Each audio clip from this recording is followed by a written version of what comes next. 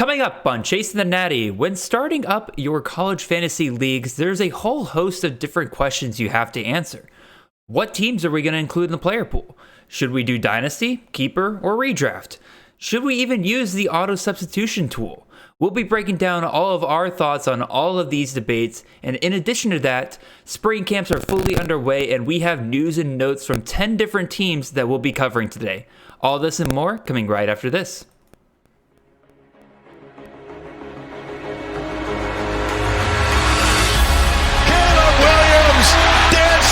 Cutting, mesmerizing run by the quarterback. Marvin Harrison Jr. touchdown. Marvelous Home next to the outside, drop down for Franklin. Oh, majestic touchdown.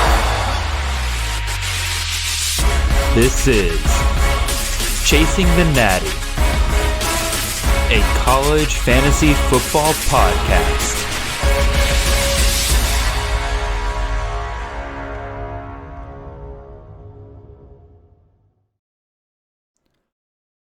All right, welcome in everybody. This is Jared Palmgren, host of the Chasing the Natty podcast. I hope you guys are having a wonderful ride to your work on this Monday morning. As always, we have our wonderful co-host with us. We have Mr. Nate Marchese. Nate, how are you doing today, sir? I'm great, dude. Been scouring the boards here for some spring info, so I'm happy to be back on and discuss some of that again with you this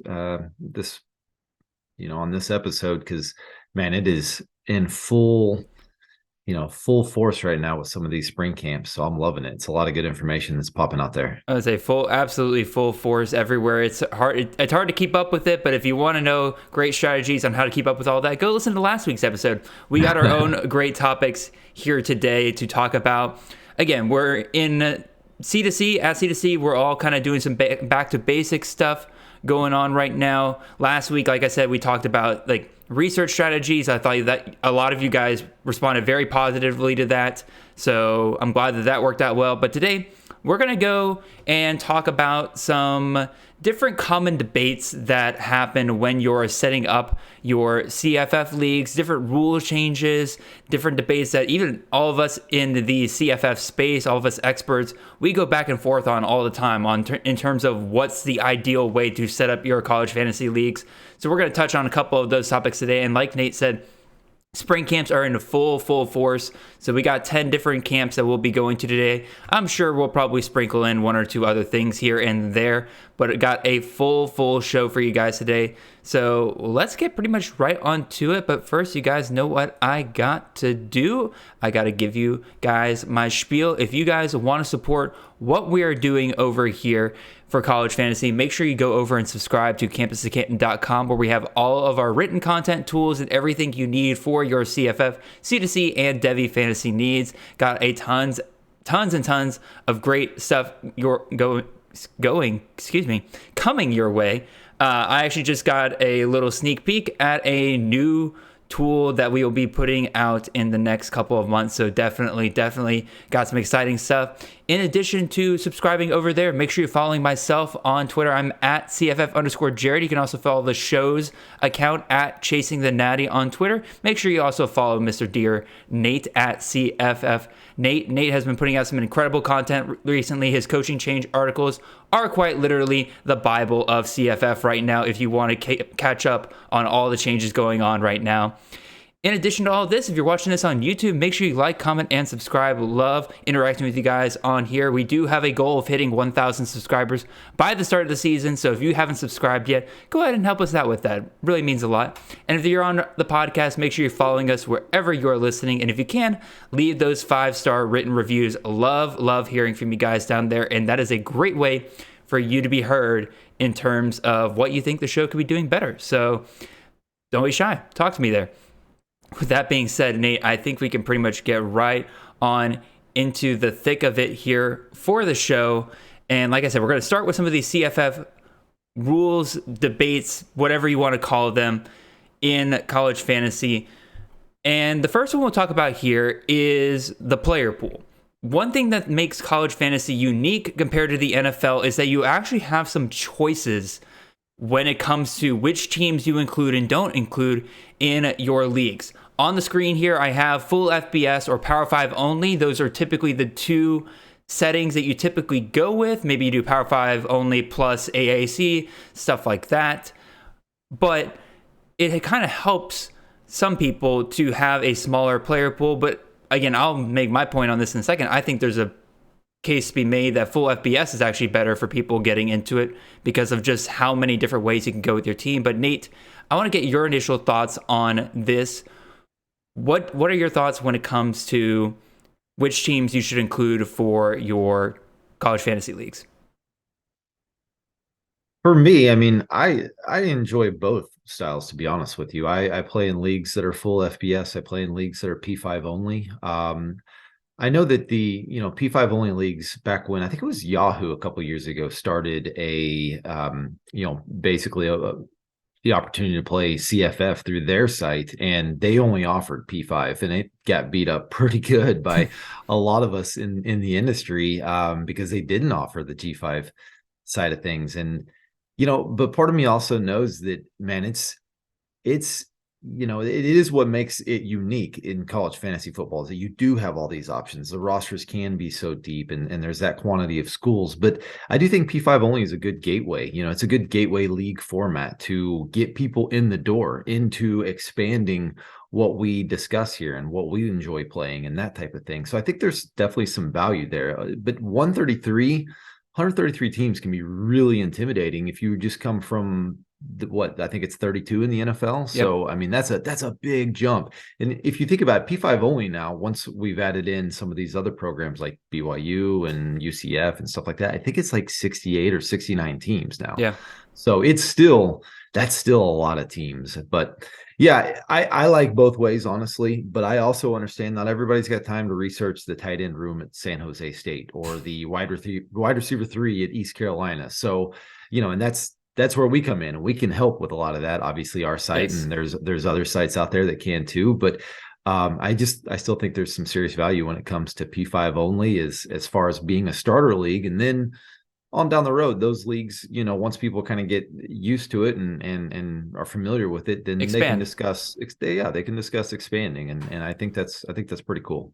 So I'll play a little devil's advocate here because this is actually a thought that I have because I am, in a way, like a CFF purist. Like, if you're going to play college fantasy, you should include all the college football teams, at least in the FBS. Again, obviously, FCS, when you get down to Division II and stuff like that, that's just hard to find those stats. It's like there's not really a central place you can get all of that. But I would argue that full FBS might also be helpful to newcomers because I've found in Power 5 leagues, the draft matters a lot more. And if you're a new player into college fantasy, it is so easy for you to mess up a Power 5 only draft and there just not really be a ton, like not even nearly as many options off the waiver wire throughout the season. Versus if you're playing in a full FBS league, again, like you said, there's 133 teams. There's going to be tons of players, especially at the G5 level, that slip through the cracks, that explode during the season. And if you're a new player, that gives you a lot more opportunities to kind of fix your team as the season goes along if you didn't really draft very well. Because there's nothing I would say more discouraging than being a new player, having a bad team to start the year, and then not really having a good way to fix it throughout the rest of the season. Definitely doesn't make the experience super fun. Does that make sense? Yeah, I get what you're saying. That definitely makes sense. I will say that I still feel like, because in my P5 only league, I still feel like there's plenty of work that can be done on the waiver wire throughout the season. So yes and no. I can definitely see your point. It's just, I would say lots of times it's just difficult to get people that haven't played CFF to jump in to that, like I said, that 133 team pool, just because they don't have a clue lots of times. So it's a big advantage for those that do pay a lot of attention to some of those smaller schools to know kind of what direction to go in their drafts with those G5 teams. If somebody hasn't really followed, the MAC, Miami of Ohio and Ball State and some of those teams, they just lack the familiarity with it. But yeah, I get from a purist standpoint why you want to include those programs because we spend so much time researching them and enjoy having the option to play those guys. It also just, again, part of what makes college fantasy so much fun to me is that it is a gateway for me to learn about so many players that I never would have heard of before without college fantasy. Like, again, I would not be paying to UAB. Like, I wouldn't be paying attention to their running backs year after year if I wasn't playing college fantasy. I would probably never watch one of their games. Most of the MAC games, I'd be like, okay, I might turn it on just for some entertainment, kind of like I do with the XFL. If it's on, I'll watch it. But otherwise, I wouldn't ever think about it. But now, because of college fantasy, I am constantly looking at these teams, love watching them, love seeing these stories that really just don't ever get talked about by the mainstream. I mean, go ahead. I was just going to say, I would say probably most of our listeners do play in full FBS leagues. I would agree. I mean, it's challenging sometimes to get information from some of those MAC and Sun Belt programs, and so I think that's part of why people probably listen to us, because we do provide a lot of that information there. We try to dig and scrape the barrel as much as we can for some of that stuff. So most of them probably do play full FBS, but I still think that there's some value in P5 only, as far as being, like I said, that kind of gateway league format. And to be fair with all of this, there's no real right answer here. If you got a group of buddies and the thing you guys just love Midwestern football, so you want to create a college fantasy league that is Big Ten and MAC and then like CUSA, and you just want just those three conferences, that's great. You guys do you do what is good for you and your group. Do what is good for getting other people involved with it. If that's all you guys care about, that's great. Do it. I do conference only best balls every single year. And in those leagues, I have several people who only want to get into the Big Ten one every year because it's all they pay attention to. I got several SEC guys that only pay to SEC football, and they're like, get me in the SEC best ball. I'm like, that works. It's great. It's all about that strategy. Yep. No doubt. All right. Let's move on to the next one here. Another big question that you typically have is, well, what kind of league do we do? Do we do redraft? Do we do keeper? Or do we do dynasty? And some of you might be listening and say, like, well, this isn't really just like a CFF question. This is like something you have to decide in the NFL as well. To me, there's a bigger difference sometimes between, like, again, CFF dynasty is very different than NFL dynasty because of just the fact that these kids are limited in how many years that they can even be in school. So you got so much more roster turnover year after year. Until COVID. And then until COVID. Now they've played 9 years, like Cam McCormick out of Miami. Exactly. But Nate, I'll start with you here. I know that you have kind of a unique position here compared to a lot of people. You are a big fan of keeper leagues. That is where you do most of your leagues for the most part. I played in all three. I enjoy all three, but I want to hear from you first. Why do you enjoy keeper leagues so much? I enjoy keeper leagues because I think it is. So for those of you that don't know, keeper league is basically a hybrid of the two. It is a dynasty league, but you are limited into how many keepers you can keep. So a lot of keeper leagues vary from 3 to 10 players that you can keep. I like that because I think that there is that element of dynasty, and you can see how you can build your team for the future and see how your team performs year after year with some holdover players. But it also, the draft still remains kind of the foundation of the league each year. Whereas in dynasty, it's a supplemental draft, especially if you're playing in a deeper dynasty beyond like 12 owners. I mean, it can be pretty thin sometimes from year to year if you're just working the freshmen. And I will say it has changed a little bit lately because so many players are moving from FCS to FBS. So that has kind of helped the draft pool a little bit more in dynasty. But for the most part, your original startup dynasty draft is huge in a dynasty league, and then it's less important with the supplementals. So for me, that's why I probably prefer keeper. I enjoy dynasty as well too. I play that as well. I don't play a ton of redraft leagues. I usually will best ball it up, throughout the summer. and then focus mostly on keeper and dynasty throughout the season. I don't play a ton of redraft, to be honest with you. I mean, most people who are probably listening to this play mostly redraft because that's just the most common fantasy type of league, period. NFL and college. That's just where people kind of go to first. It's like, all right, get a fresh start every single year. The draft's important. It keeps the draft important. But like we said earlier with college fantasy, there's plenty of opportunity off the waiver wire, even more so than in NFL. So people, again, they like the fresh start. They like the flexibility with that. When it comes to keeper leagues, to go back to your point, Nate, I just need to try a different type of keeper league. I've been in a couple of keeper leagues, and I enjoy them for the most part because I just enjoy the college fantasy sport in general. But I guess I'm not a big fan of keeper leagues where you're only supposed to keep like 3 or 4 players every year, because then it feels a little almost too close to redraft, I guess. Like too many players get back into the draft every year. I kind of like the in-between where like, here's what I'll give keeper leagues.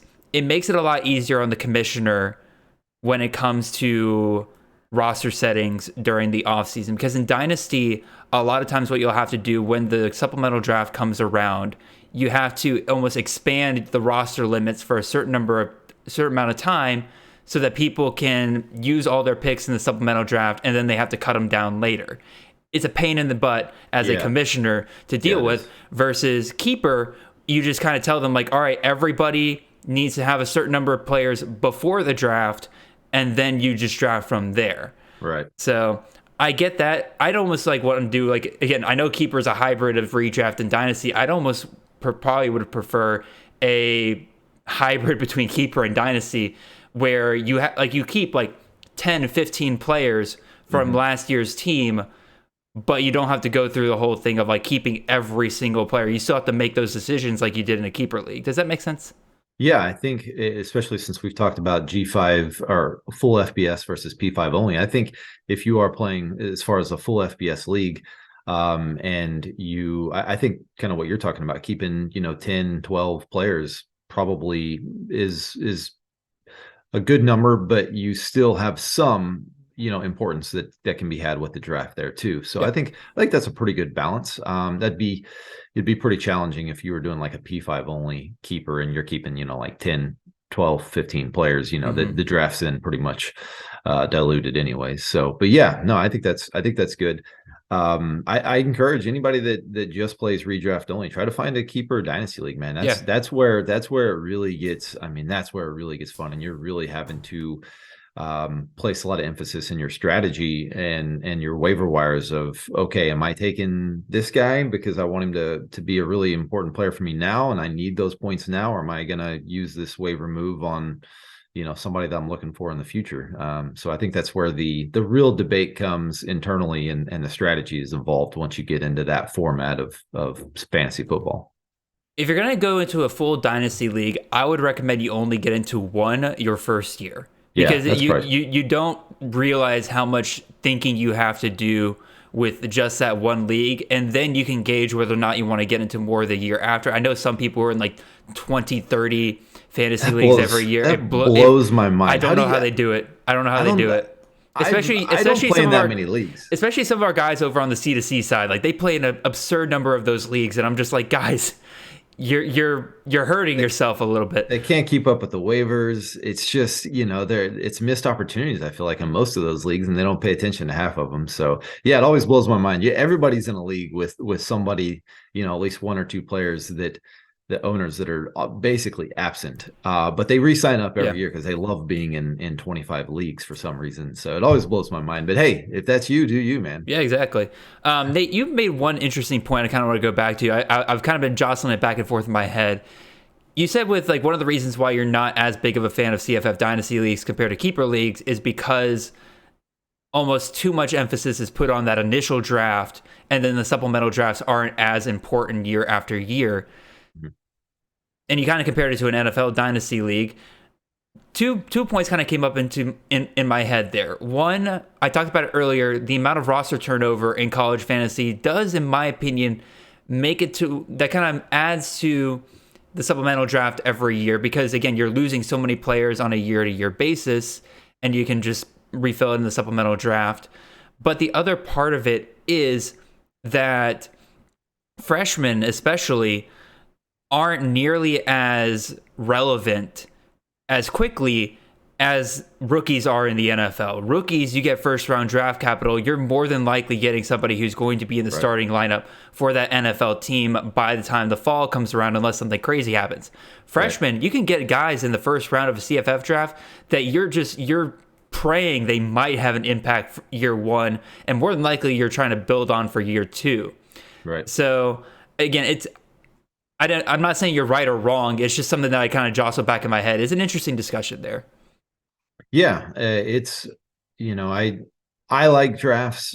Like I said, I do prefer the keeper drafts where you are drafting guys that you expect to be starters, from that draft. Whereas lots of times, in dynasty drafts, you're really looking to 1, maybe sometimes even 2 years ahead, and hoping that guy pans out. It's wild, man. Dynasty rosters or dynasty plays just so much more different today with how much player movement there is now. You get a guy that or lots of times, I know in the past I've avoided, let's say a really talented player that goes to Wisconsin or Iowa or wherever, right? Or somebody that's going to be just buried on the Alabama depth chart. But you know what? A year later, that guy may be in a perfect situation at Houston or UCF or wherever. And it's just like, oh, crap, I really wish I would have drafted that guy now. I should have gone with the talent over system. That's almost what things are developing in Dynasty now because of the free transfer. So guys are just bouncing around everywhere and they're looking to play somewhere immediately, Well, another part of that is I think that these supplemental players, like the non-freshmen, I think are going to start being pushed up more and more on those supplemental drafts. Because again, like you said, it's harder and harder to predict what somebody looks like 1 to 2 years down the line. So just draft for this year. And so that's going to make the supplemental guys a lot more impactful, in my opinion. So we'll see. Again, interesting convo. We're going to have a whole month later on this offseason dedicated to CFF Dynasty and Keeper Talk. So we'll just move on from there. As with all these debates, pretty much, you guys do you. We only have really suggestions and our thoughts on each one, but go out and enjoy it in your own way. Next debate we have up here, Nate, roster depth.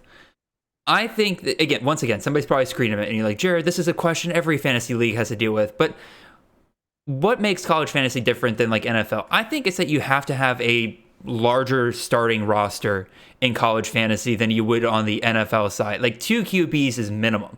There's nobody I know that consistently plays in single QB college fantasy leagues. I know a ton of leagues, and a lot of leagues I start now pretty much have 3 running back spots because, again, there's just so many players. And you want to try to suck up that depth of the player pool to where there's just not clearly studs on the waiver wire every single week. And I think a great place to do that is to have a good size starting roster as well as a deep bench. I am not a big fan of, I've played in a few leagues where you have less bench spots than you do starting rosters. And I'm sorry, like to me, that's not very fun. I don't like the idea of having to drop guys that I know are studs every single week, especially once the bye weeks get around. I don't like having to make those decisions. I should be able to have enough roster spots that I should keep the guys that I want during those bye weeks. Like, does that make sense? Makes total sense. Yeah, I am 100% with you. If you are playing in a 1 QB league, it's not 1995. It's time to get with the times. You two QBs minimum. I'm 100% with you. It makes the strategy so much better. It makes the competition better. And anything else, I don't really have a strong opinion on as far as roster configuration, except for I am with you in that deeper is usually better when it comes to the number of players on your starting lineup and really the number of players on your bench. I don't love the idea when you've got guys, wide receivers averaging 18 points a game they're still out there on the waiver wire in some of these leagues because they're only starting like 7 or 8 players and they only have like 5 or 6 players on the bench. Like, that's crazy. There shouldn't be league winning type players still out there, halfway through the season, because there's just, not enough roster room for them. So yeah, I would say, just like we talked about, there's 133 teams, or if you're in P5 only, there's still 68 plus teams. Make these pretty deep rosters. It makes it a lot more fun, makes it more challenging. I would say at a minimum 20 rounds for your draft. Yep. Like, to have 20 roster spots. I think that's a bare minimum. I personally would go deeper, but that's kind of where that point comes where, yeah, you might have 1 or 2 people that are on the waiver wire each week that are just like obvious gets. But for the most part, everybody that's like super valuable is on somebody's roster by like a quarter of the way through the season. That's what I would say there. And again, like we already touched on the bench players. I don't think there's really much else to talk about there because we're pretty much in sync here, Nate. If any of you guys have thoughts out there and disagree with Nate and I, you love the super shallow leagues and everything, please let me know. I want to hear it down in the comments or just DM me on Twitter. I'd be interested to hear your argument. Last one we'll talk about here. This one was quite the subject of debate last year, and I thought it's good to bring it back up here. And that is the auto substitution tool on Fantrax. For those of you who don't know what I am talking about, one of the biggest problems that we face in college fantasy on a pretty regular basis is players that are just out of the game. We had no clue that they were going to be taken out, whether it's injury, whether it's something else. Coaches are not required in college fantasy or just college football in general to update on who will play in the game and who will not. That leads to a lot of people starting studs, like true studs, in starting spots, and they get a big fat 0 because we had no idea that they weren't in the game. So what Fantrax has put out recently is the auto substitution tool. This allows you in 2 different ways to auto sub those guys that just out of nowhere did not play. One option is to just take the guy from the same position from your bench that has the highest fantasy score and put it in your starting lineup. The other one is to basically have like a backup list. You set the priority order before the week starts on who is on your bench. You number them, I think, 1 to 9, and whichever player fits that roster spot, like they have that eligibility, that is the highest on that order will replace that player. I hope I explained that pretty well. There's a lot of debate around this. I know, Nate, that you were hesitant to adopt this in your leagues last year. I have a feeling, I believe that you are still probably not adopting this for your leagues this year. What are your hesitations with this tool? It's honestly, it still does. It's not the tool itself that's my hesitation. It's just college football is wild, and there's constantly things happening with rosters, and coaches refuse to give information out on it. And there's no regulatory, coaches aren't required to give out any information, so they don't. I don't blame them for that.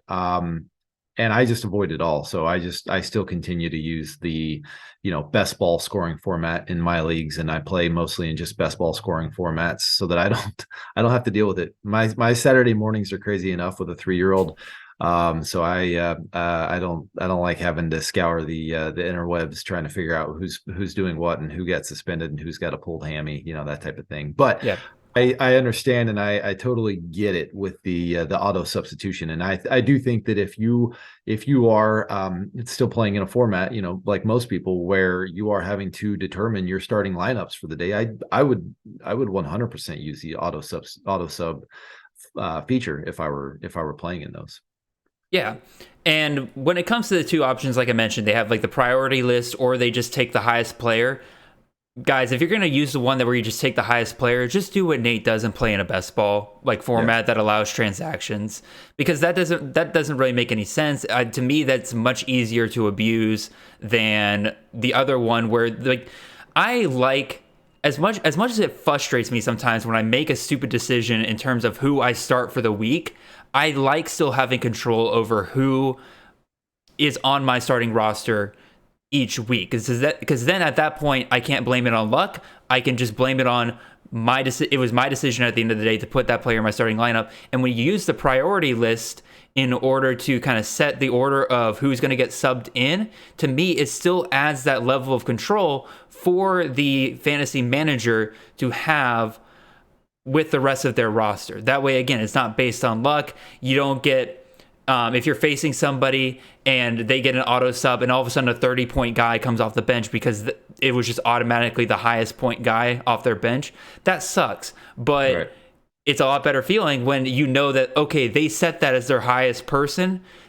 That's a little bit of skill involved. They knew that like that should be their next guy up if something were to go wrong. So that's kind of how I feel on it. You had something to say? I was just going to say, I'm with you there. If you are going to do that feature, then I agree with you. Then might as well set the priority list and have it done that way. That seems like the better way to go. The one thing I personally do not like about this tool, and this is something I'm trying to get changed with Fantrax, is that they basically make it to where the first game of the week is when the priority list locks in. Yeah, which is terrible in the later weeks of the season when you have Maction going on and you have games going on at Tuesday at 8:30 when a lot of leagues just had their waiver wire that morning. There's a lot of people who just don't have time to turn around from their waiver wire to setting their lineup basically for the week. Like you're setting it for the week, and then obviously college football, things change throughout the week. I'm trying to get them to change to where the commissioners will have the option to change what that lock-in time is, or in my opinion, they should do the same thing they do with players when they are like, if a player plays on Tuesday, you can't put that player in your starting lineup anymore. They're locked in on your bench or they're locked in your starting roster. Same thing should be happening with the priority list, in my opinion. You can change everybody else's priority list, but that player can't be changed anymore. That's just my opinion. Again, there's probably still ways to abuse it and we'll have all that debates and everything, but that's at least what I'm advocating for this offseason. We'll see if that happens. Alrighty, Nate. Let's go on to the meat and potatoes of this show that we're finally getting to about a third of the way into this. Let's talk about spring camps beginning this week. Again, I got up on the screen all the teams that are getting started this week. Tuesday's just absolutely nuts. You got, let's see, like 14 different teams that are getting 14 different teams getting started on Tuesday. Looking at this list of teams here, Nate, what are some that you are looking forward to seeing?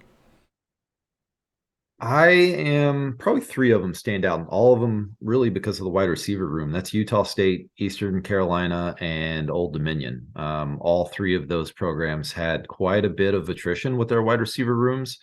And all three of those programs, or at least Utah State and ECU, have a history of being productive from that position. Old Dominion's got a new offensive coordinator that intrigues me a little bit. So I'm kind of curious what their depth chart is potentially going to look like. But the nice thing about Utah State is that that coaching staff actually gives the reporters and the fans pretty good access throughout the spring. I remember you could watch a lot of the spring game, and quite a bit of information from the spring practices could be had. So that's one that stands out. And ECU, obviously, they lost a ton from their wide receiver room. So those are probably the three that stand out the most to me. What about you?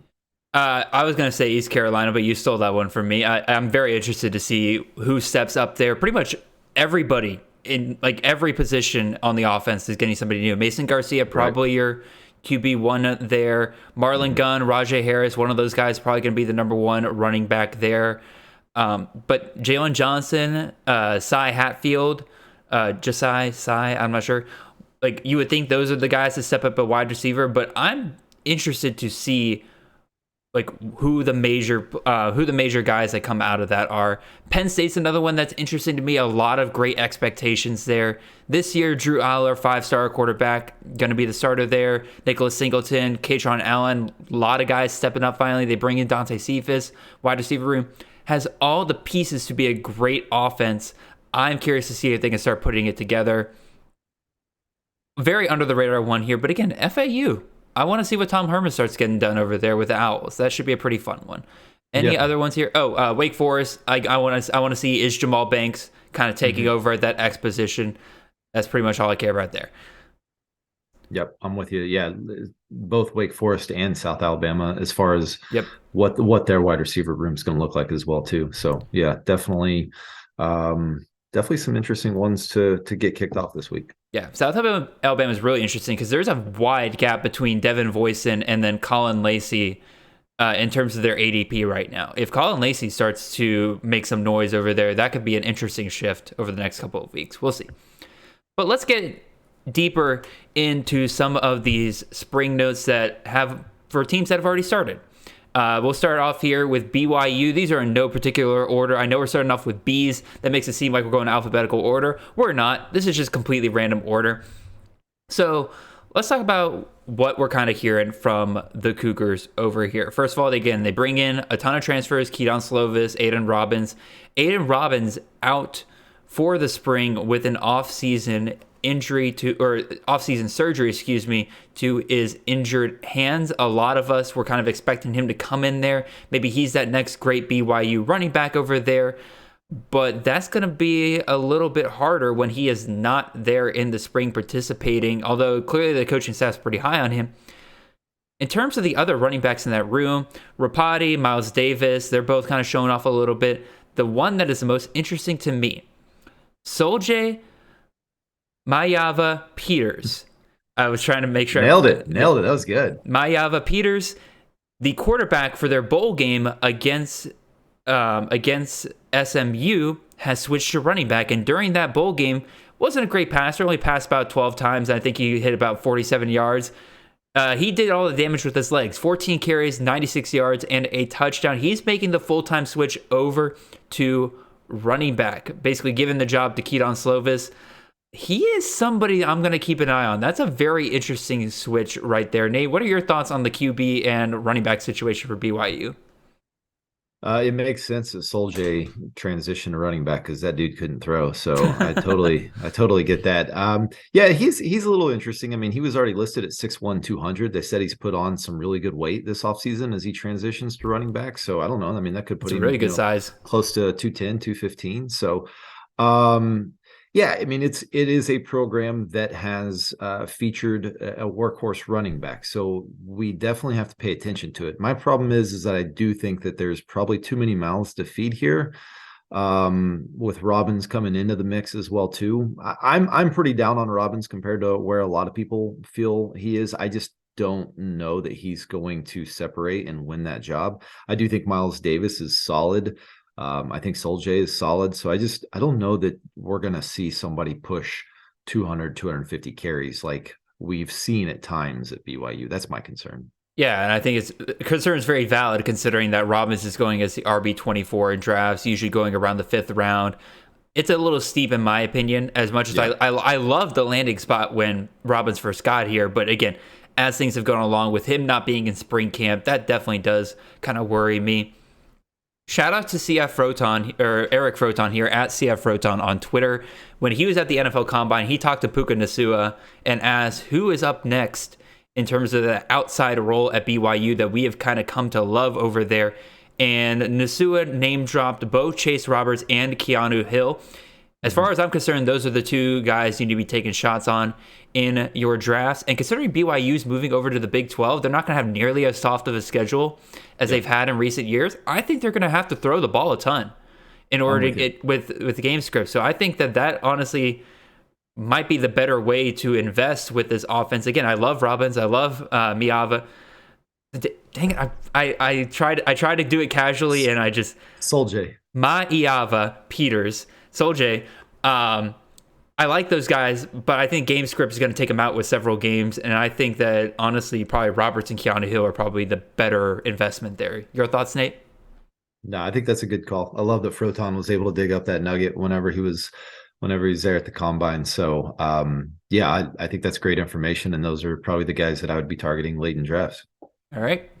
Let's move on over to the ACC, where we get some updates on the North Carolina Tar Heels. Nate, this update has to warm your heart with one of your guys right here. We kind of got a pretty good update on what the depth chart situation is, at least to start the spring. Obviously, these things can change as the spring moves along, but to start, we're looking at obviously Drake May, QB1.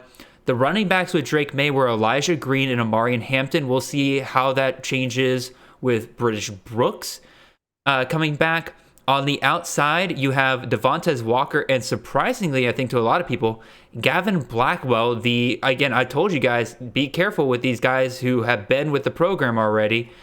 Gavin Blackwell currently starting the opposite side of Walker, and then in the slot, not Nate McCollum, Kobe Paysour. Once again, don't underestimate the guys that have been around for a little while. And then at tight end, Bryson Nesbitt. And Bryson Nesbitt's been basically moved around all over the place. He's going to be that kind of hybrid athlete pass catcher that he was used as last year. And then the second team, Connor Harrell. George Pettaway has been running pretty much just the sole back with the number 2 team. And then the receivers for the number 2 team, Andre Green Jr., John Copenhagen, and in the slot, there you have Nate McCollum. So again, we talked about it kind of last week, Nate, when we talked about Devontae Walker. Does this kind of make you feel a little bit better about his ADP, knowing that he has come in here and he's pretty much grabbed one of these starting outside positions over a guy like Andre Green Jr., who had all the hype last year? Yeah, I mean, it makes me feel better. I'm an unabashed, just total Tez Walker, fanboy, no doubt. I love his game. I picked him up everywhere when he was at Kent State last year. So I mean, it makes me feel better. I still, both the wide receiver room and the running back room, I think there's too many mouths to feed here, and I think there's too many mouths to feed with the terrible offensive coordinator hire that they made. So it still doesn't inspire me too much. But it is good to see that he has created some separation within the first week of showing up and practicing there. So clearly the staff likes what they see from Tez Walker, and hopefully that means, and it probably does mean, Drake May likes what he sees from Tez Walker. Yeah, absolutely. Again, the running back position, I want to say that this kind of gives a little clarity, but let's be real. Again, they got British Brooks coming back. I think this pretty much means that we're going to see Caleb Hood probably enter the transfer portal. Again, he's been banged up, injured. It's going to be hard for him to get back up that depth chart. I think they got 7 scholarship running backs on roster right now. I unfortunately think that he will be the odd man out, and we'll see him transfer. Maybe that'll be interesting. Maybe he goes to like a MAC school or something like that. That could be fun. Go ahead. I was say it's a good running back room. There's a lot of good players there. If one or two of them do transfer, then they should be on our radar, because I think it's a talented room. It's just there's just too many of them. Yeah, 100%. One last thing I'll kind of throw out here. This is something I just came across as a little nugget, nothing to do with fantasy whatsoever. I had no clue that Freddie Kitchens is the tight end coach at UNC. Oh, nice. There's just a little fun little nugget out there.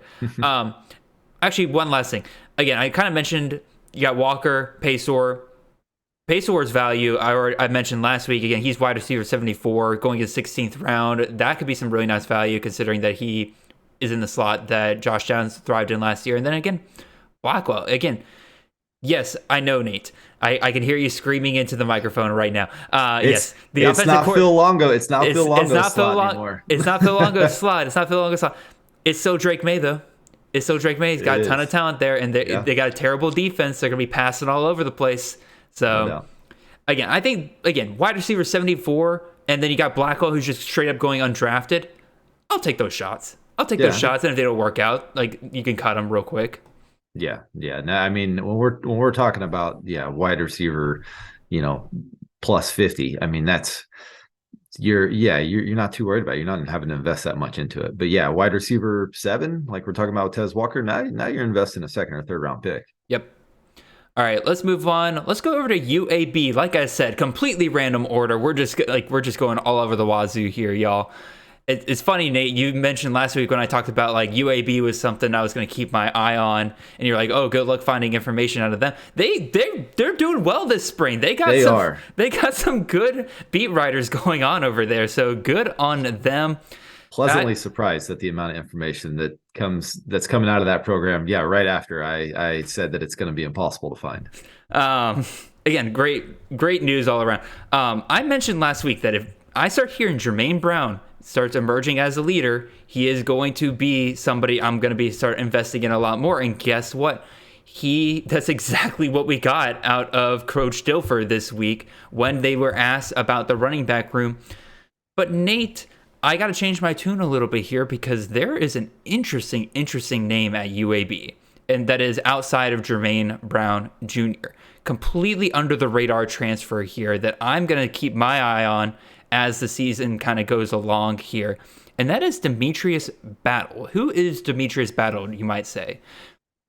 He is a transfer from West Alabama University.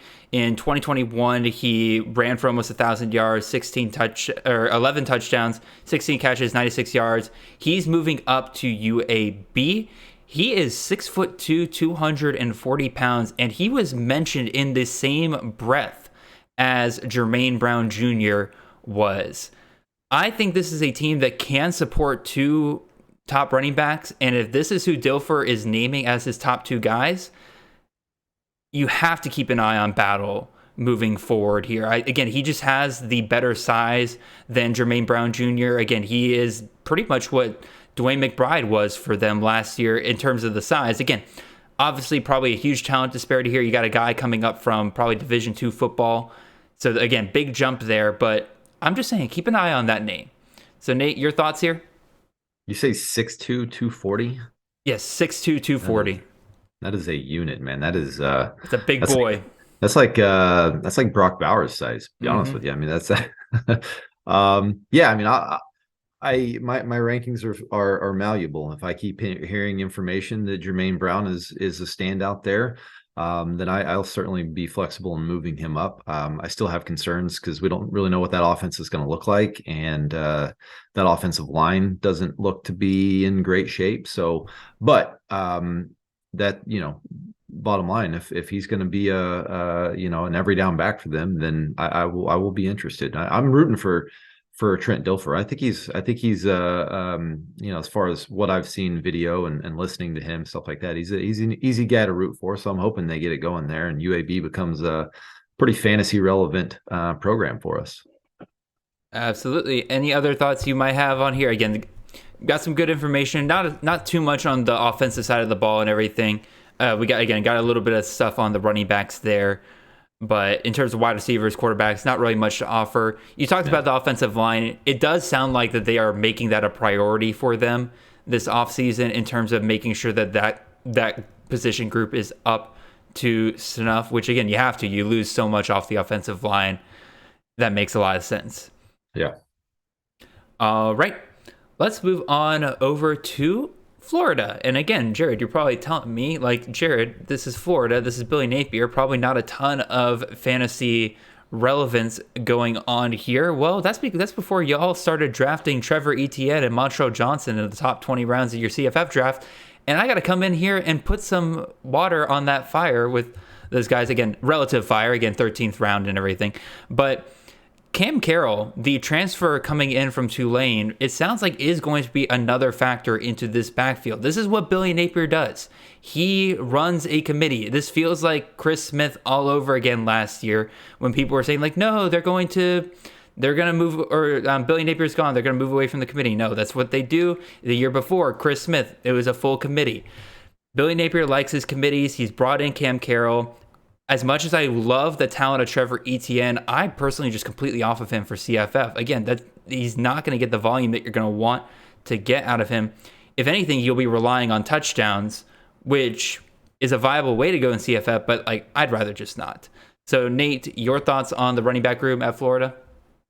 Well, I mean, the good thing is that they are no longer having to compete with Anthony Richardson's, running because, I mean, he's taking a sizable chunk of the rush volume there at Florida last year. So they don't have to deal with that. But yeah, I mean, Billy Napier, when he says he'll play three running backs, he ain't lying. I mean, he's done it before. And even back when they had Elijah Mitchell over at Louisiana, and they had one other guy that was really good there.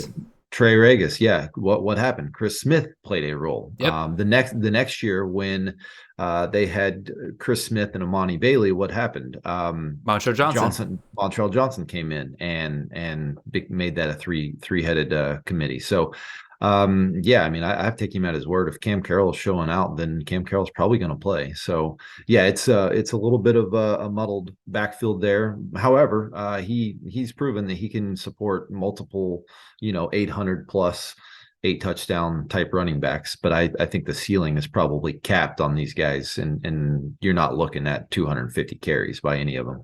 And it's not even one of those things where you can draft them in the best ball and you're thinking to yourself like, oh, if one of these guys goes down, then they're gonna, like, all the volume's gonna go to the other two guys. No, Napier will find a way to have 3 guys in that rotation, because again, that's just what he does. That's his philosophy. You can handcuff 2. You can't handcuff 3, man. It's taking up too much roster spots. Yeah, I agree 100%. Small little detail here, again, a little dynasty talk here. Freshman Andy Jean is turning quite a few heads. I think part of that is them not having a ton to work with at the wide receiver position in general, but it is definitely something to keep an eye out for. And then the other nugget that I kind of picked up on it sounds like that Florida is not happy completely with who they have at not starting, but just the depth at different positions. They'll be adding quarterbacks, wide receivers, and tight ends through the portal during the spring period, it sounds like. So makes sense. They need depth at all 3 of those positions. They're not very good at the starter spot in most of those positions, honestly. I think their tight end's not bad, but every camp report I've read, their wide receivers underperformed on that day. And I also heard that, Graham Mertz looks okay, but Graham Mertz isn't going to set the world on fire. So you definitely need a viable backup option for him. I was about to say, to be fair to Mertz, it sounds like that they're not really looking for somebody that's going to start over him. It's just definitely more of a depth deal. Yeah. I mean, that's what happens when you lose Rashada. So, yeah, sure. All right, let's go to Arkansas. Let's stay in the SEC here. Not really a ton to talk about here. Arkansas, though, I didn't really realize this until I kind of went back and looked at it. They're replacing quite a bit of receiver production. And so they're kind of having to overhaul that receiver room for the most part. It sounds like that Samuel Mbake and Jaden Wilson are the 2 that are kind of consistently running with the ones. The slot position for the Razorbacks has kind of been going back and forth between 2 different guys there. And then you lose Trey Knox as well. So Arkansas has always been pretty good about getting their tight ends some decent production. I'm not saying they're going to light the world on fire. And it looks like that Nathan Bax is the guy that is going to be consistently out there with the ones. They do run a lot of 12-man personnel, so kind of keep an eye out for Ty Washington as well. But it seems like that Bax is the guy that stays out there when they're not in 12 personnel as well. So, Nate, did you have anything to really add on Arkansas? Again, I'm just kind of bringing some news here. We can move on from this quickly if you don't.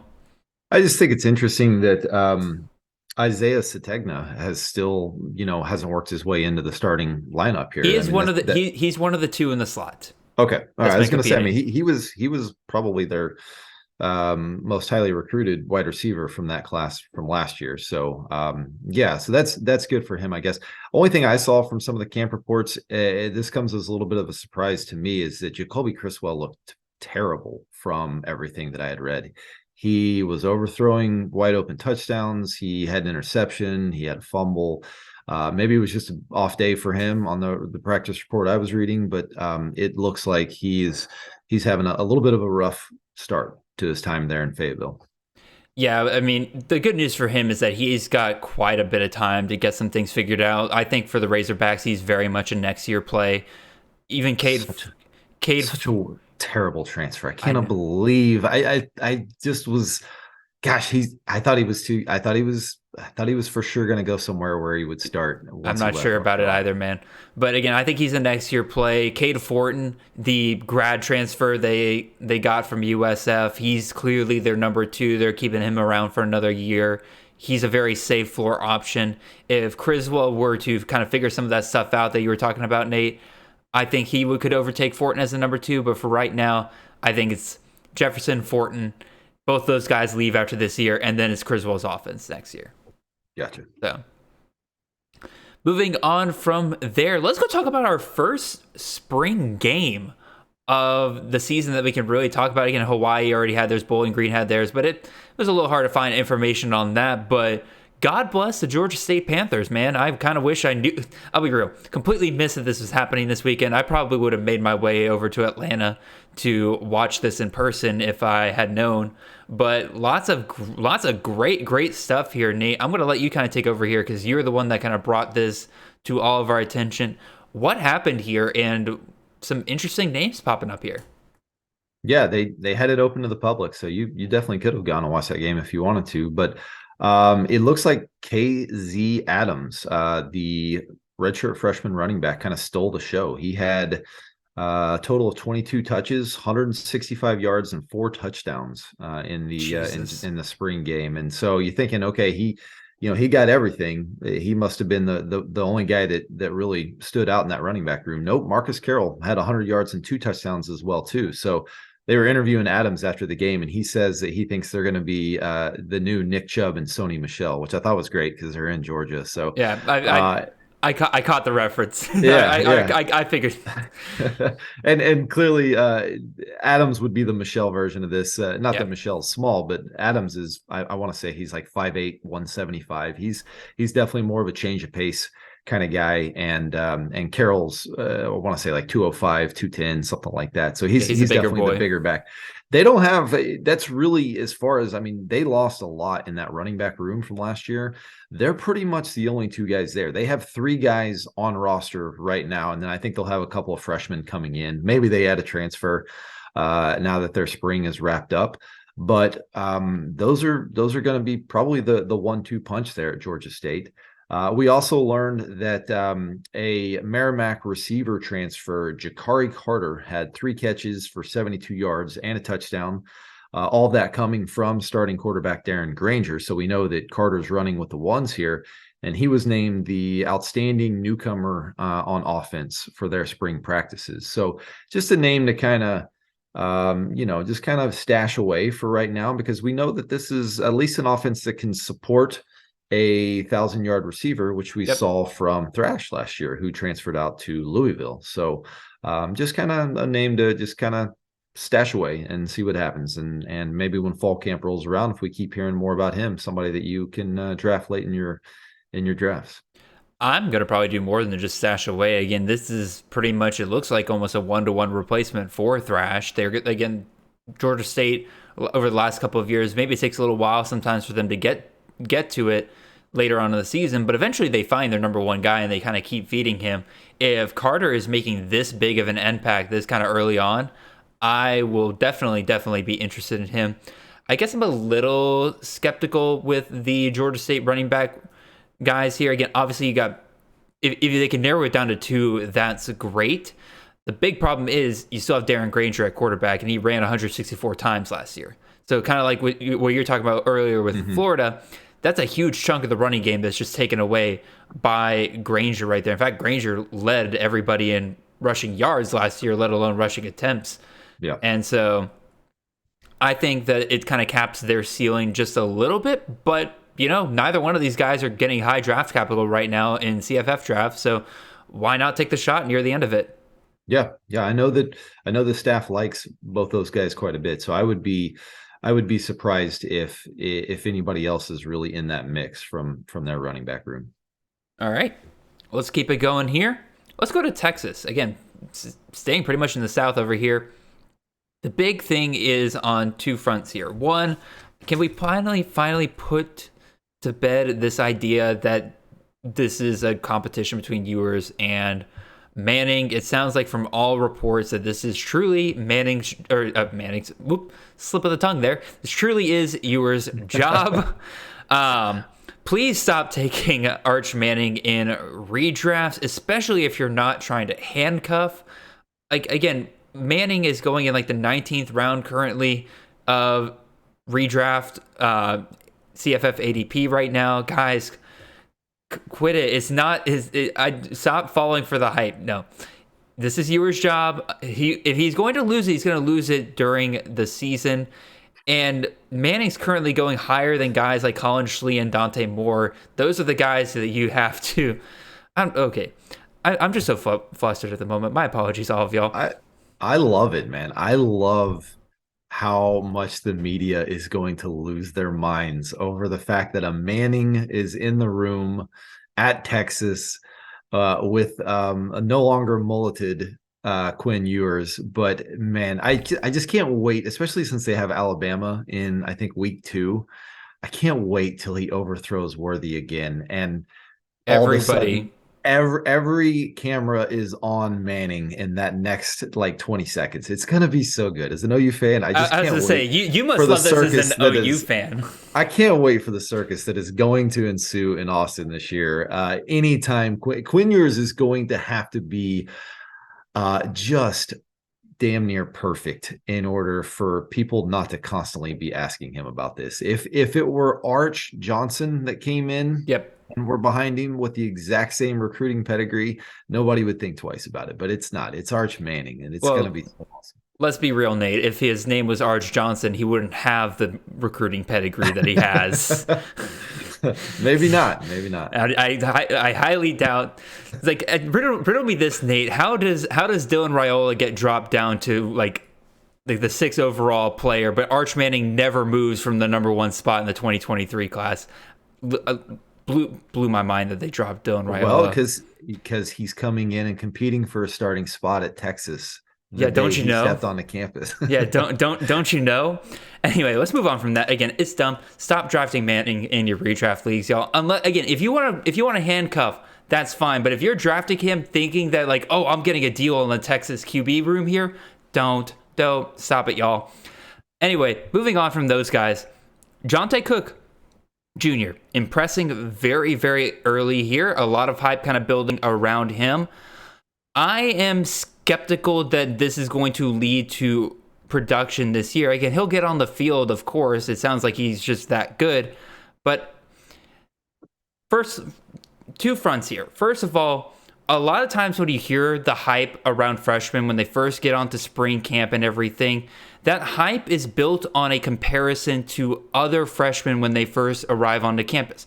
Jonte Cook Jr. probably looks really good compared to a lot of other receivers that are on that Texas roster, compared to how they looked when they arrived as freshmen. Cook is probably going to make an impact early here, but I think a lot of people are misinterpreting that comparison to, oh, he could be a starter by the time the season rolls around. Look at who Texas has over there. Xavier Worthy, Jordan Whittington, Adonai Mitchell, Isaiah Nayor. That's a lot of names for him to climb. And he's currently expected to slot in at the X position. That puts him behind Worthy. I think that is the least likely person that he is going to be able to jump on the depth chart. I think that he is, in like a dynasty perspective, a must own, because I think after Worthy leaves this year, Cook will be that next guy up for Steve Sarkisian. I think that is a great value right there. But in terms of redraft this year, I want people to kind of pump the brakes a little bit in terms of any kind of expectation for him to be like to have a Worthy type freshman year, if that makes any sense. Nate, your thoughts on the wide receiver room at Texas and Jonte Cook?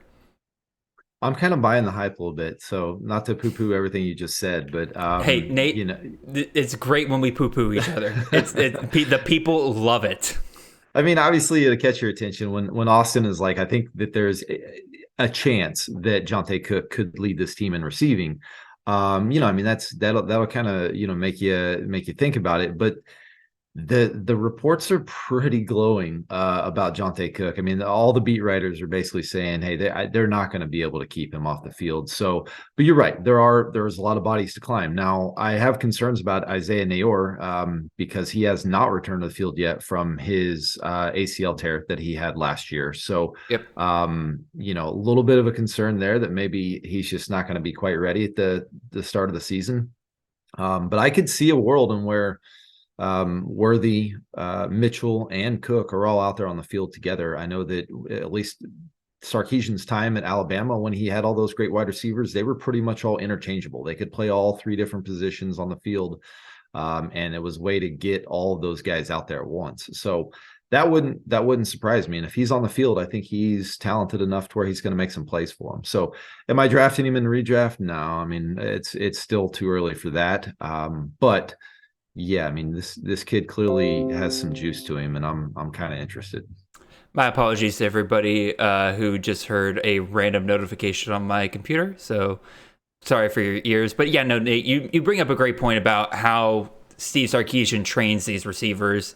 Like you said, back at the time in Alabama, Devontae Smith, during his incredible season, they lined him up everywhere. When he has these guys, he wants to get them out there in every which way that he can. If that means that A.D. Mitchell and Worthy are on the outside and you have to slot Cook into the slot for a little bit, he's going to do it because he wants his best 3 wide receivers out there in one way, shape, or form. It's a good point. I just want everybody to kind of just, again, pump the brakes just a little bit. I know this is that time of year where every glowing review means, oh, he's about to kill it by the time the season rolls around. Let's pump the brakes a little bit. One guy that we might have to start revving up the engine a little bit rather than pump the brakes compared to where I was 2 weeks ago, Jadon Blue. Sounds like that he is starting to kind of make a little bit of a reemergence here. A lot of great reviews from him coming out of the spring camp. Jonathan Brooks is out for spring. So I was talking about Brooks being the guy that I would invest in, but Jadon Blue, if he's getting these glowing reviews, he's got really good size, or he's a little bit lighter than I would want him to be. But again, like, I think he has the talent to be a potential workhorse back for Texas if he continues this momentum going forward. Again, we still got to see what we have out of Baxter. But Nate, are you feeling a little bit better about Blue now than you were a couple weeks ago?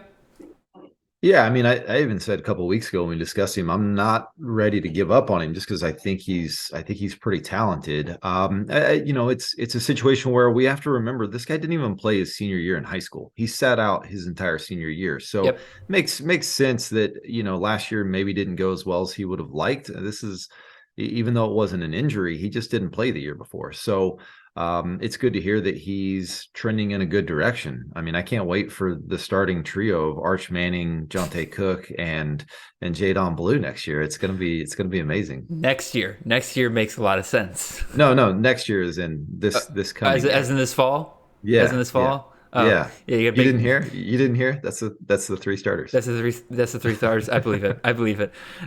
Let's go to USC. Good Lord, I'm losing my mind over here. So very similar story here compared to, like, in terms of what's coming out of Texas. A lot of the same stuff kind of coming over here with USC. Instead of Jonte Cook, though, you have Zachariah Branch. Glowing reviews coming out about him with his performance in camps so far. But I'm still going to put that same level of caution here. Once again, freshmen look good compared to other freshmen, compared to how others in the starting roster looked when they looked as freshmen. Doesn't mean the same thing as he's looking better than the guys who are already there. But dissimilar to Cook, looking at the starting guys that he has to climb, there's a lot of names here, obviously. Dorian Singer, Taj Washington, Brendan Rice, Mario Williams. He currently slots in, ironically, in the slot behind Mario Williams. I think there's a much better chance of him getting playing time by overtaking Mario Williams in USC, and I do think there's a chance we could see Zachariah Branch be a starter for USC by the time the fall rolls around, because I'm just not a big fan of Mario Williams for the most part. The problem is, though, I don't think that makes Branch really a CFF option for the most part, because that slot position for Lincoln Riley has typically kind of been the kind of hit or miss position on the field. His outside guys tend to be a bit more consistent. Nate, your thoughts on Zachariah Branch in the USC wide receiver room? It's pretty interesting that you don't think Cook, is going to probably be the starter, but you are on board with Branch. I kind of look at it the other way around. I do think that Branch has got a little bit more challenging path to being a starter, but clearly the beat writers, again, very similar to Cook, have really been raving about how he looks in spring camp. So I think the thing that I took from this the most is that with both Lemon and Branch being there in spring, they said Lemon looks fine, but they can't stop talking about Zach Branch. So that's kind of the big takeaway for me. Whether he ends up starter or not this year, I'm not sure. I do think that he probably not. That would be pretty sad for Mario Williams if he follows his quarterback and his coach out there and loses his job, a couple of years later to a freshman. But again, for me, the big takeaway, Branch is getting all the hype and less talk from the beat writers about Lemon. Yeah. The other who was also a high 4-5-star, wide receiver that's coming in that same class. Yep. The other kind of note that I picked up on is that it sounds like that Lincoln Riley is heavily, heavily encouraging Caleb Williams to directly mentor Malachi Nelson. I mean, obviously, there's a big difference between Malachi Nelson and Miller Moss. I'm not saying this means that Malachi is clearly the QB2 already and everything like that. Although if Miller Moss were to transfer out, I would say that instantly. But it does kind of make it seem like that as far as Lincoln Riley is concerned, this is the succession plan. He wants Caleb to kind of teach up Malachi, kind of help Malachi get over some early yips as a freshman and everything, which all freshmen have. This is not something specific to Nelson. But I think establishing that relationship really does kind of tell me that I know we have, Nate, you were discussing in our chat not too long ago how you think that Nelson might be kind of being set up for failure here if Raiola were to come in a year later. I think this is kind of signaling that Nelson is currently still the plan right now. So do you have any thoughts on that, Nate? Yeah, I mean, he should be the plan right now. Raiola is not on campus. He's not even committed to USC. So, yeah, I mean, it's a perfect scenario. You get a Heisman Trophy winning quarterback who's able to coach up a 5-star QB, not coach up, but, tutor, mentor him, and be able to teach him kind of what this position, what goes into it and how he needs to perform. So, yeah, it's a good setup. Caleb's the type of guy that will definitely do that. And I think that it does bode very well for the future for Nelson. So, yeah, and I'm not going to I wouldn't be concerned about it until Raiola, actually signs and shows up on campus. Then I would be a little concerned.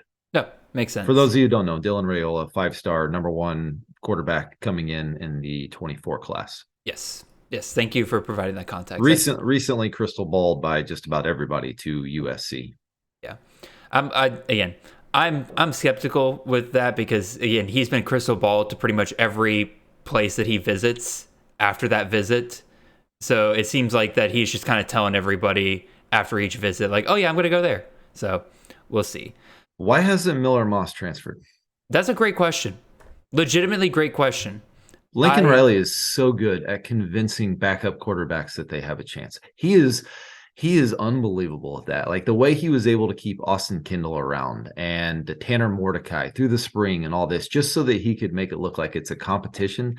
He's so good at convincing these guys that have no chance that they have a chance. There's no way that if he's giving Malachi Nelson like this kind of preferential treatment in terms of like getting Caleb to like teach him up and everything, you would have to think that Miller Moss is leaving after the spring, right? Like if Malachi Nelson is even close to him as that QB2, like Moss has to read the writing on the wall. I thought Miller Moss would leave the moment Caleb transferred in. I thought Miller Moss would leave the moment Caleb won a Heisman. I keep thinking he's going to transfer, but there he is. I guess but I mean, it's SoCal. He's next to the beach. Maybe he just enjoys it there. Could be. All right, let's go and keep it in the Pac-12 here. I might as well have a button for this segment that is just Nate's voice saying over and over again, doesn't matter, they hired Spadaville. Doesn't matter, they hired Spadaville. Doesn't matter, they hired Spadaville. Over and over and over again. But we, once again, are getting some pretty good spring notes out of California from their beat writers over there. So let's talk about what they have to say. First of all, lots of great reviews coming in about transfer quarterback Sam Jackson over there. It sounds like that they do see him as an upgrade at QB. His ability to scramble in the pocket is something that a lot of them are excited for. The receiving weapons especially have been giving him a lot of props. Guys like Maven Jackson, Jeremiah Hunter, the Illinois transfer Brian Hightower, all have great things to say about him. But before people start going out and start drafting these guys for fantasy, I think that it is important to note that Jackson did say in an interview that with the way that Coach Spav's offense is, we're going to spread it around a lot. So therefore, don't be going and grabbing those receivers. If you are a believer in this offense, to which Nate will once again say, doesn't matter, that it is Spadaville. Probably Jackson would be your best bet there in the passing game. The other thing I want to bring up here is, or actually, Nate, do you want any thoughts there besides the button saying doesn't matter, they hired Spadaville? my only thoughts are I expect that they would have pretty good reviews on Sam Jackson coming out of, or early on here in spring camp. He's one of two scholarship quarterbacks on roster. The other one is Fernando Mendoza. If you haven't heard of him, that's okay. I don't know that Cal has heard of him. He's a redshirt freshman QB that was literally the lowest ranked player coming into their recruiting class last year. Oh So no. so it doesn't surprise me that Sam Jackson's getting all the reps with the ones, and of course they're going to say he looks good. They don't have any other options. It wouldn't surprise me if this is also a program that tries to bring in a transfer after the spring, just for to depth. have some depth. Yeah, you can't just, especially when you have a quarterback that's going to run. There's a chance he's not big. There's a chance he could get banged up, and you can't go to Fernando Mendoza. So. No. Yeah, that's my only thoughts. And yes, Jake Spavital is still the offensive coordinator there. So draft at your own risk. To be fair, though, again, like, yes, there's other reasons why he did well last time he was there at Cal, but last time he was at Cal, he did have at least one good year over there. So he's great when he has somebody like Sonny Dykes and somebody like Dana Holgerson to hold his hand. Yep. When he's on his own, it doesn't look so good. But we'll see. We'll see. I will. That's a great time for me to promote the Pac-12 coaching changes article will be coming out soon, so you guys will get a full rundown on my thoughts on Jake Spavital. Oh, yeah, there's probably a whole chapter dedicated to that. Other part of this, again, we talked about this briefly before on the pod, Nate. The running back room here. You have very big concerns about Jaden Ott and him repeating what he did last year. There's some points going towards that I'll talk about here, but there's also points I think they're kind of going away with that. So first of all, I didn't realize this, but Byron Cardwell, the transfer from Oregon, he is in for the spring. He is there. He is practicing. But the other transfer they brought in that you mentioned before, Nate, Justin Williams-Thomas, he's not going to be active in spring. He has not been enrolled yet. So I don't think he's going to be nearly as big of a factor in terms of a guy that could take away carries from Ott. The other part of it is I did not realize how much production or just how many bodies this running back room lost compared to last year. They lost Damian Moore, who is number 3 in carries. They lost DeCarlo Brooks, number 2 in carries. They lost Street, complete depth piece, didn't have any carries. But then they also lost Hayes, who is number 5 in carries. They had to bring in bodies. And so I think that kind of goes back to my point I made a couple weeks ago, where I think that this is a little bit of a depth move, especially Justin Williams-Thomas.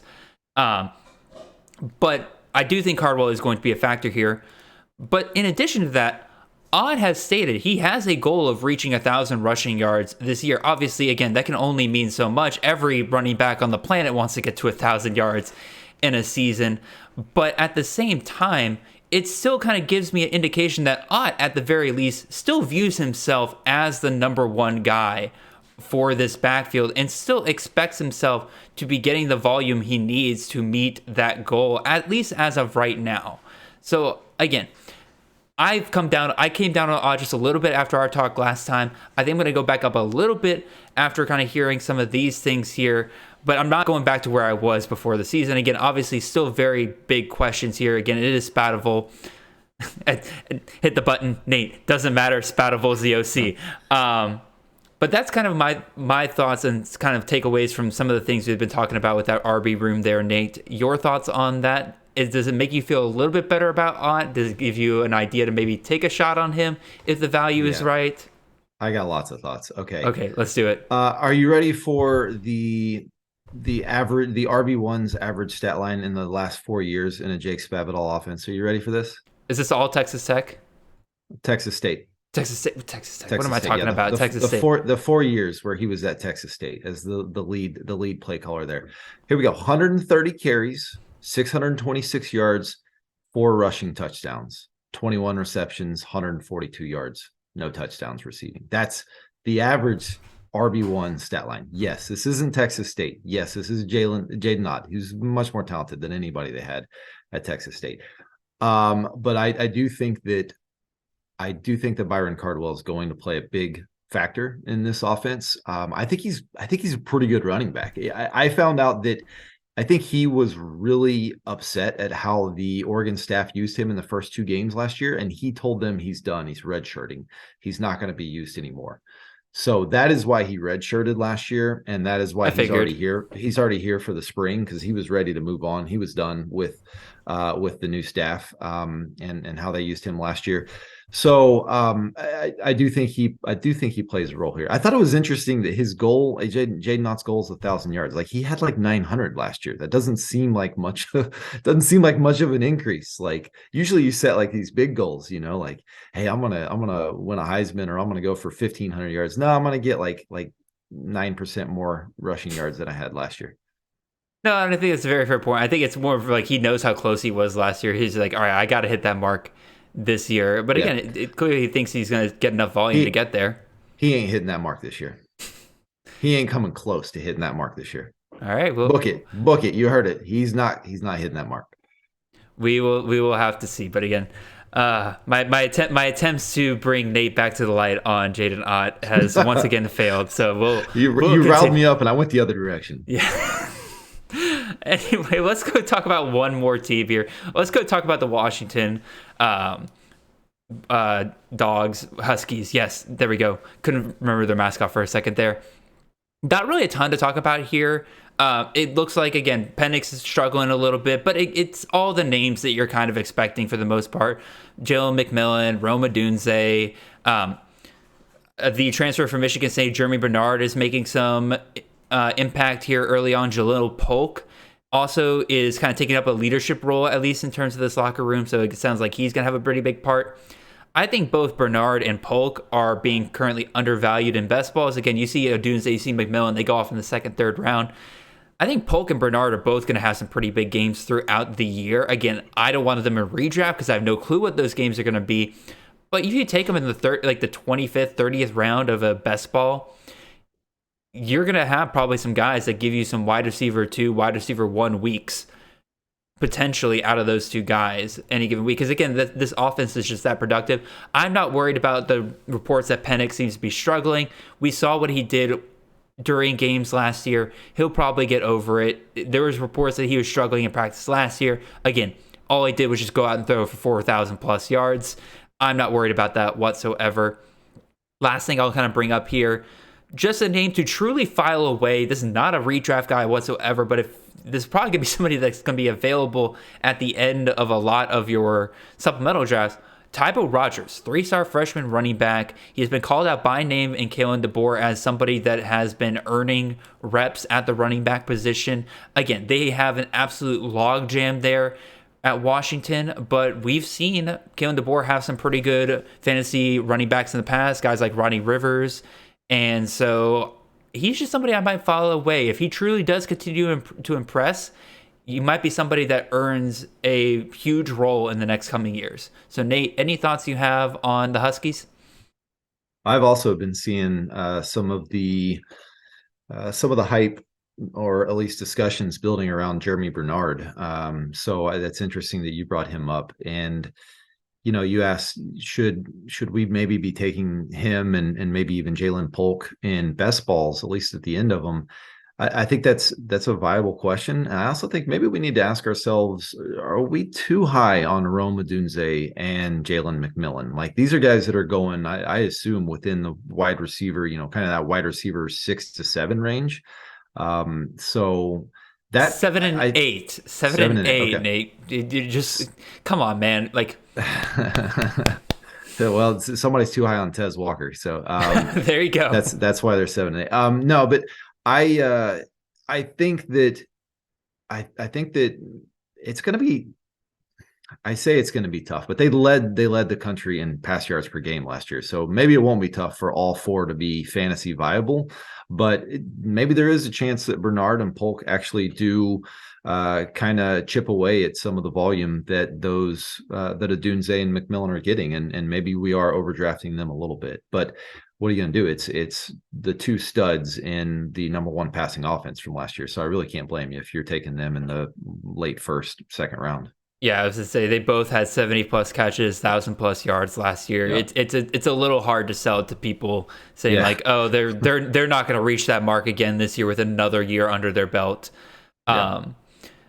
Yeah, I think it just be, again, to me, Polk and Bernard, they're probably going to be the guys that you're not going to rely on them any given week. But just because of the way this Washington offense is, they're probably going to have some pretty big weeks. So, Yeah. If one of those other two main guys gets dinged up, then oh I yeah, think we could probably expect a really big bump, at least in for a short period from Polk and Bernard. yes, sir. Any other thoughts you have on Washington? Have you heard the stuff about Tybo Rogers as well, or is that a name completely foreign to you?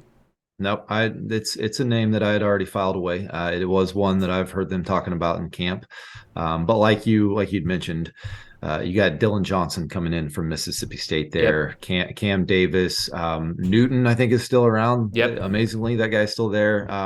So they do have a logjam there at running back. But at the same time, none of those guys are great. Nope. You know what I mean? None of those guys are scary. That if Rogers, this true freshman, ends up continuing to show out, that he can't be a factor this year. So, but yeah, I'm with you. I've been hearing some buzz. Alrighty. Well, I think that can bring us right here to the end of our show. Perfect timing, right at about an hour and a half. Nate, you have been incredible as always. Again, you kind of touched on the fact that Pac-12 coaching article will be coming out here in the near future. Anything else you want to tease out there? I think the other one that's going to be coming out here in the next week or so will be the Sun Belt. Yes, sir.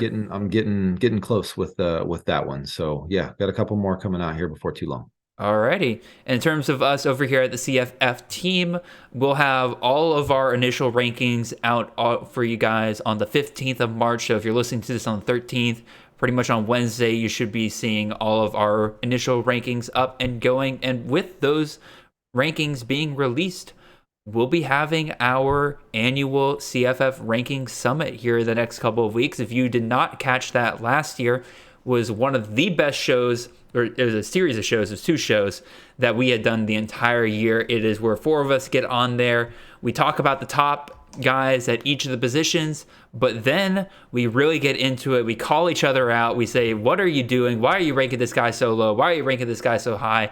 It's a ton of fun. So go check out last year's if you want to get the initial vibe of that. We'll be having that out in the next month here. So definitely be on the lookout for those announcements such as that. Really appreciate all of you guys listening. It has been a fantastic show, and I will see you, well, all of us, both of us. Why am I saying I? We will see you guys next time. Y'all have a wonderful and blessed day.